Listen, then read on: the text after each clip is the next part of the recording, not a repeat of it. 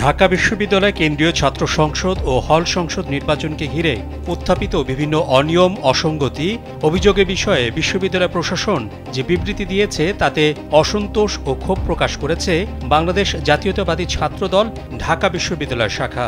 গত ২৪ সেপ্টেম্বর বিশ্ববিদ্যালয়ের জনসংযোগ দপ্তরে স্বাক্ষরিত এক বিবৃতিতে প্রার্থীদের অভিযোগকে অনির্দিষ্ট বলে উল্লেখ করা হয়, যা নিয়ে ছাত্রদল তীব্র আপত্তি জানিয়েছে।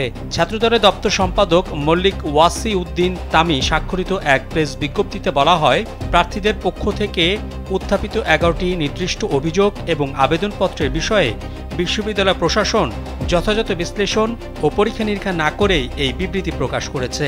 বিশেষ করে হাজী মোহাম্মদ মহসিন হল, সলিমুল্লাহ মুসলিম হল এবং শহীদ সার্জেন্ট জহুরুল হক হল কেন্দ্রের নির্দিষ্ট বুথের সিসিটিভি ফুটেজ পর্যালোচনার জন্য প্রার্থীদের আবেদনকে প্রশাসন অনির্দিষ্ট বলে অভিহিত করেছে। ছাত্রদল সমর্থিত প্রার্থীরা আরও অভিযোগ করেন, ভোটার তালিকা প্রকাশ করা হয়নি, পোলিং এজেন্টদের উপস্থিতি যাচাইয়ের সুযোগ দেওয়া হয়নি। এর ফলে প্রশাসনের দেয়া ভোটার উপস্থিতির হার নিয়ে শিক্ষার্থীদের মধ্যে চরম বিতর্ক তৈরি হয়েছে।